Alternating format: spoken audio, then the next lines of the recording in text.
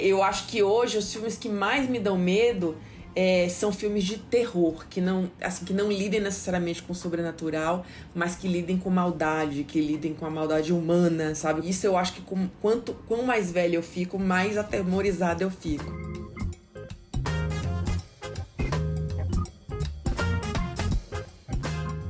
Você tem medo de filme de terror? O que é que mais te pega ao assistir a esses filmes? Essa que você ouviu aí é a Gabriela Amaral Almeida, uma diretora de filmes de terror, que é a nossa convidada dessa edição. Eu sou Isabelle Moreira Lima e você está ouvindo o podcast da semana. A Gabriela Amaral Almeida é uma expoente de uma vertente de filmes de terror que ficou conhecida como horror social. Isso quer dizer que os filmes que ela faz encontram o terror nas tensões cotidianas. É dentro da sociedade, mais do que em monstros ou no sobrenatural, por exemplo. Mesmo quando ela usou um subgênero famoso do terror mais trash, o chamado slasher, foi para falar da luta de classes e de gêneros. A Gabriela estudou cinema na Universidade Federal da Bahia e roteiro na Escola Internacional de Cinema e TV de Cuba, além de ter pesquisado a fundo a obra do autor Stephen King no mestrado dela. No nosso papo, a gente falou sobre como o terror fica mais forte em momentos de crise.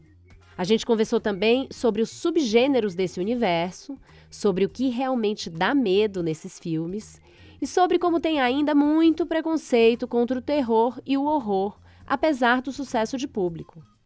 A desconfiança está principalmente contra as mulheres que querem criar essas histórias. Ouve aí meu papo com ela.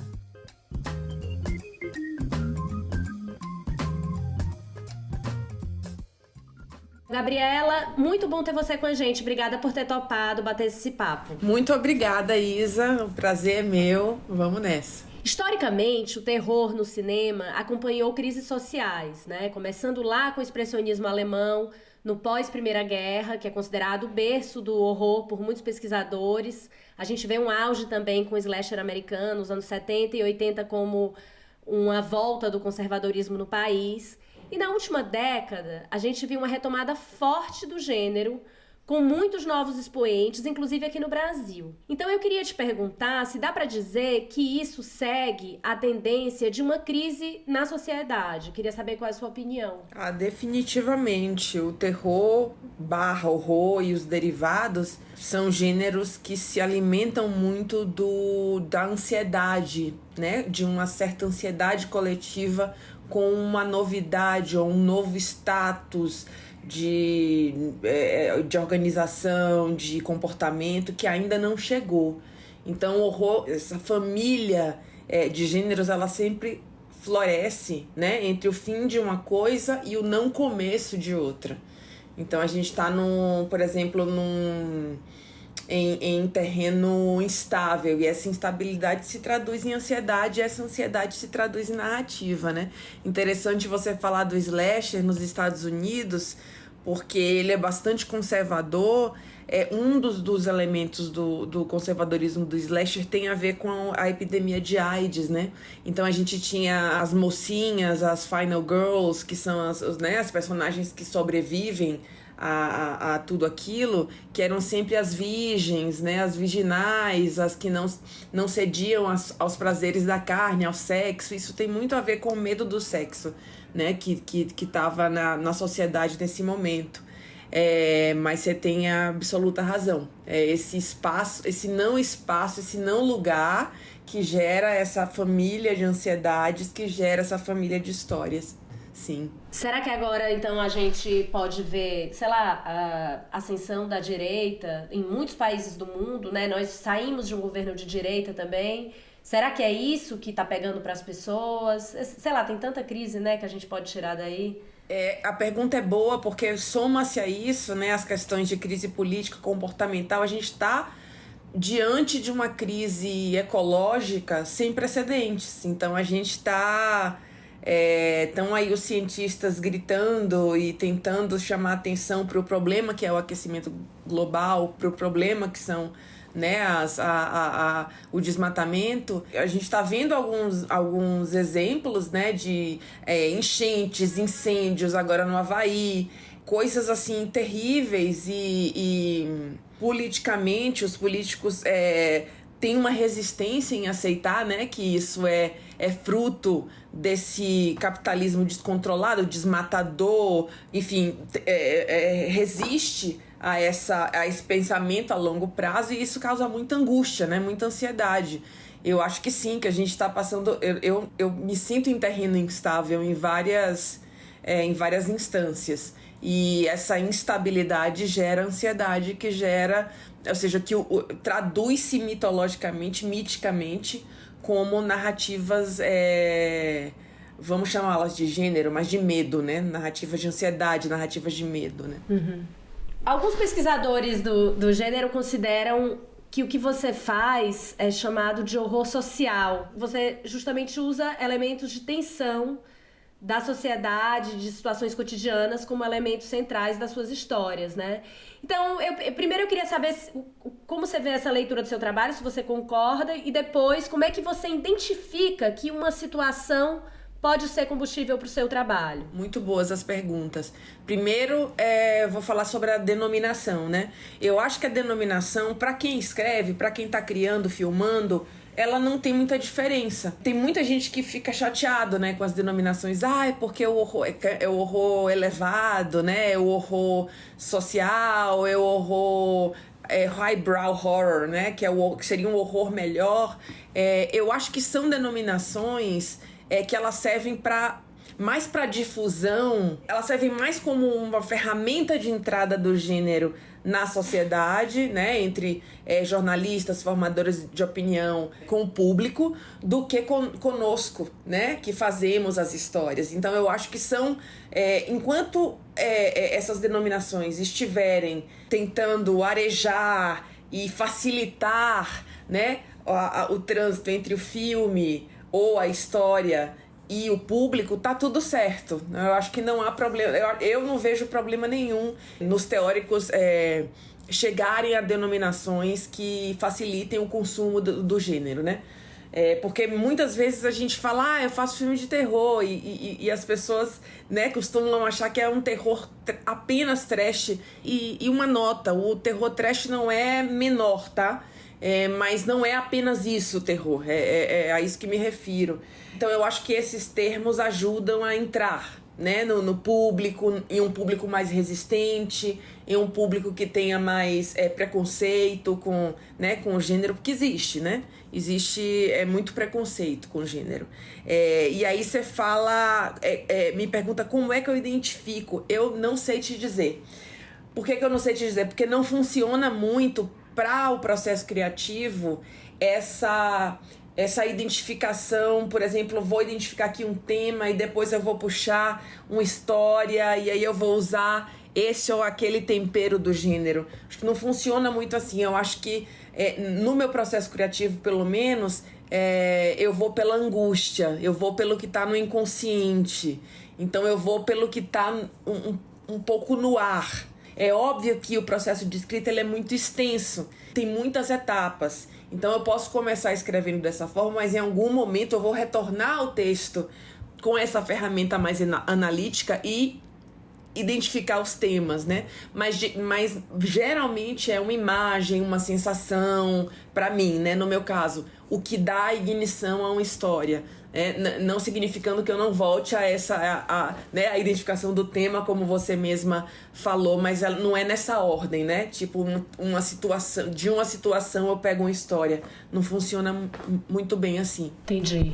Então, uma outra pergunta que talvez tenha a ver um pouco com a coisa do gênero e dos subgêneros, de como ver esse gênero, né?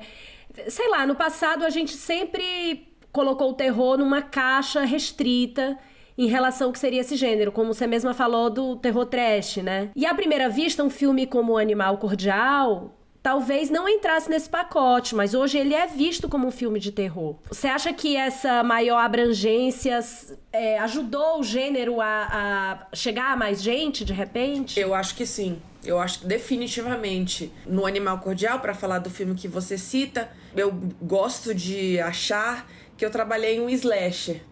Mas é um slasher que parte da subversão do slasher como ele era visto historicamente, né? Então o slasher, ele tem todo o gênero narrativo, ele se estabelece com a recorrência das marcas, né, em determinado texto ao longo do tempo.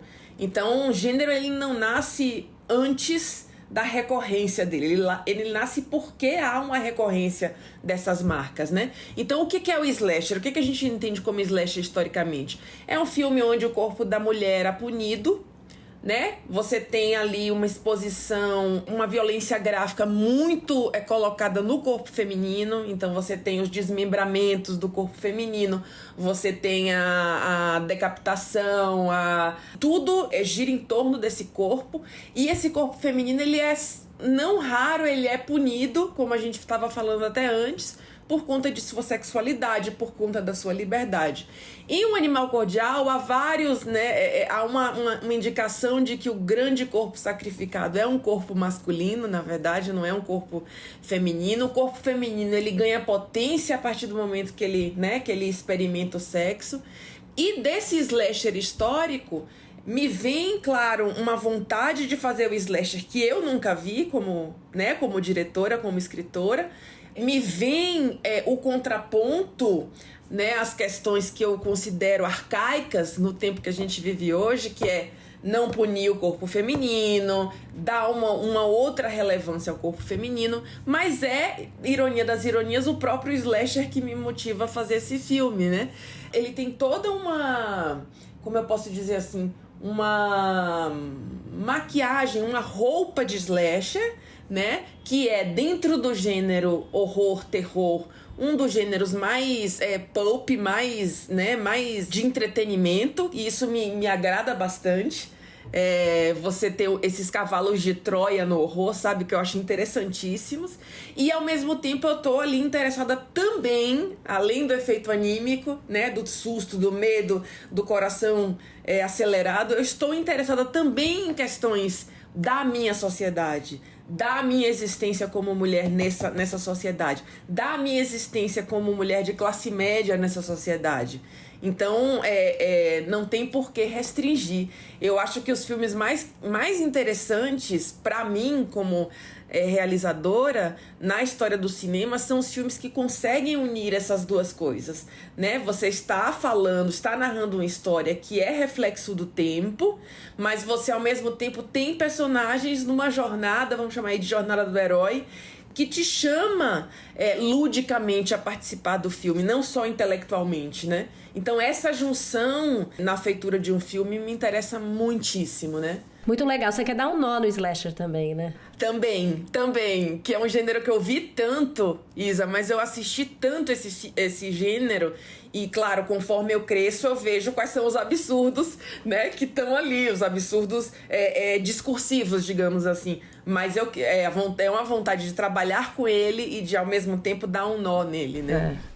E as questões de família também são muito presentes, né, no teu trabalho, assim, tanto relação de maternidade, paternidade, as questões da infância e os momentos regidos por inseguranças e medo, né, ansiedade que você falou no começo. Esses temas que entram geralmente num contexto de família são sempre uma fonte rica para explorar o gênero, você acha? Eu acho riquíssimo, eu acho uma nota. Eu estudei o Stephen King, né, no mestrado, e o Stephen King é um autor que tira o gótico dos castelos e coloca na classe média norte-americana. O elemento em King que mais me influencia é a maneira como as relações humanas, familiares, de uma sociedade norte-americana cada vez mais menos inserida no American Way of Dream, né? Com menos acesso ao American Way of Dream,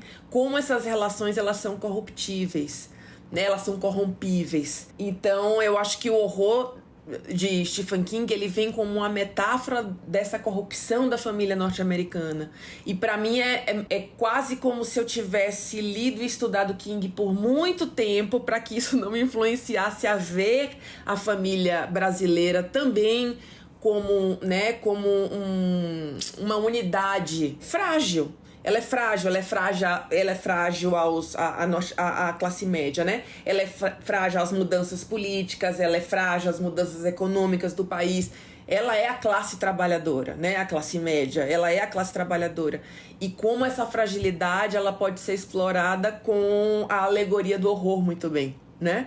Como os monstros e os fantasmas e as mutações e, enfim, os lunáticos, né, que surgem no seio da família de classe média me interessam, né? Que é o caso do Inácio no Animal Cordial, que é um louco, um assassino, né, esperando apenas a primeira oportunidade para se revelar. Ou no Sombra do Pai, como aquela família frágil também, né? De um pai trabalhador ali massacrado por 3 jornadas de trabalho e aquela menina abandonada. Aquilo é uma receita para uma bomba que num filme naturalista poderia ser, não sei, uma violência de pai mais direta, de pai contra filha, né? Um pai bêbado, é um pai alcoólatra, um pai, né, potencialmente perigoso. E uma criança que recorre à imaginação para fugir dessa realidade bruta, né? Então isso é um traço Stephen Kingniano, eu acho, que está em mim muito presente. E o seu próximo projeto também tem uma dureza, uma tensão entre pai e filha, né? O próximo tem, que é o Cão de Guarda, totalmente. Só que agora é diferente, você pode contar um pouco e por que essa tensão pai e filha é tão forte? Olha, eu acho que essas relações primárias que a gente tem são relações complexas, né? Não são fáceis de resolver, e são relações muito ricas para explorar a existência nesse mundo, né? Eu acho que relação mãe-filha, pai-filho, filha barra filho barra filhe, né? Essas relações filiais, elas são muito potentes. Então, o próximo filme, O Cão de Guarda, é a história de uma adolescente de 16 anos, uma adolescente que não tem mais, que a mãe não tá mais em casa, é separada do pai, e ela é criada por um pai solteiro que é um detetizador, né? Ele tem uma empresa de dedetização. E ele sofre um acidente de trabalho brutal, um acidente, né, de violência gráfica que eu não vou revelar, mas é um acidente brutalíssimo. E sai ileso, e sai sem sequelas, né, para cuidar dela. Sem sequela aparente, mas ele começa a perder a capacidade de sentir, né, a capacidade de sentir, e o instinto dele, o lado dele mais instintivo, mais animal, começa a vir à tona. Então, imbuído desse instinto, ele tem muito medo de fazer mal para essa menina, né? De ser uma ameaça para a filha dele, que ele não sabe mais amar, mas é filha dele, né? E ele parte numa viagem de moto com ela até do Rio de Janeiro até o Rio Grande do Sul, para deixar essa menina com a mãe, né, com a ex-mulher dele, porque ele não sabe mais amá-la. Então, acho que no curso dessa viagem a gente tem, né, o medo de que o instinto vença, né, a racionalidade desse personagem, ele realmente machuque essa menina. E a pergunta básica, né, da jornada é: será que eles vão chegar, né, nesse lugar materno seguro a salvo, né? Ou será que esse homem vai reaprender a sentir, né? Vai reaprender a se reconectar com essa garota, né? Então é basicamente esse o conto. É uma história da qual eu gosto bastante, bem pop, que é um meio que me interessa muito também. Você que escreveu esse? Eu que escrevi, sim. E em que fase tá? Ele tá com o roteiro pronto, a gente tá captando o financiamento dele, do orçamento dele, e com certeza, né, com fé em Deus, ano que vem a gente roda ele, acho que no segundo semestre. Você já tá com elenco também? Já tem o elenco, ele foi escrito pro Murilo Benício, que é um ator com quem eu gosto muito, gostei muito de trabalhar e quero muito trabalhar novamente. Né, a gente tá em busca da menina, da garota que vai fazer a jovem, porque crianças e adolescentes crescem muito rápido, então a gente, né, a gente só pode contar com a criança ou com o adolescente no ano de produção mesmo. Mas assim que tivermos o orçamento, vamos sair em busca dessa menina. Mas é isso, é um road movie a bordo de uma moto com o Murilo Benício, como esse pai que perdeu a capacidade de amar, né? Agora, Gabriela, como é que o terror entrou na tua vida? Como é que você decidiu mergulhar nesse gênero? Eu acho que o terror me escolheu, porque desde muito cedo eu assisto a histórias de terror. Eu cresci nos anos 80, né, e 90, quando chegou a locadora pra gente, nos anos 90. Mas nos anos 80 a gente só tinha TV aberta pra assistir. E muitos dos filmes que passavam na TV aberta eram filmes de gênero, né? E eu cresci assistindo a esses filmes. Então, eu acho que a alfabetização, aprender a ler, aprender, sabe, a linguagem tá muito associada ao meu consumo desse tipo de narrativa. Então, eu acho que quando eu comecei a me dar conta de que eu queria escrever, são as histórias que saem. Porque eu acho que as coisas vieram muito juntas, né? Acho que foi por uma ironia do destino. Eu assistia muito filme de gênero. E bota aí no pacote, além de terror e horror, que eu adorava assistir, eu adorava sentir medo, eu gostava de sentir medo. Sabe, dava medo, mas eu gostava da sensação. Também os filmes de gênero, também os filmes de ação, né? E tem uma proximidade muito grande do cinema norte-americano. Também por uma coisa fortuita, porque eram os filmes que eram passados, porque eram os filmes que chegavam às nossas locadoras mais comuns, mais difundidas. Então tem essa curiosidade aí. Mas aí eu achei uma coisa engraçada da sua biografia, que você foi estudar em Cuba. Que é o que a gente imagina que é o anti-americano, né? Você bebe de uma fonte super americana e vai estudar em Cuba. E aí como é que fica o que você acha que você pegou de um lado e de outro? Ai, que interessante. Mas sabe que a escola de Cuba, tipo, Spielberg já foi dar aula, o Coppola já foi dar aula. Eu acho que a escola de Cuba é um lugar neutro. No sentido de que o cinema, ele ultrapassa essas barreiras geopolíticas mesmo, né? Eles têm respeito pelo cinema de gênero feito lá, mas é isso. O cinema latino-americano, ele tem muita influência do cinema direto, ele tem muita, né? Foi interessante pra mim essa mistura, porque o cinema latino-americano apresenta um leque também de possibilidades e personagens e modos de contar a história, né, que não contam necessariamente com aquele aparato absurdo do cinema norte-americano, que é inalcançável, mas não por isso o cinema brasileiro ou o cinema latino-americano como um todo não pode ser tão potente quanto.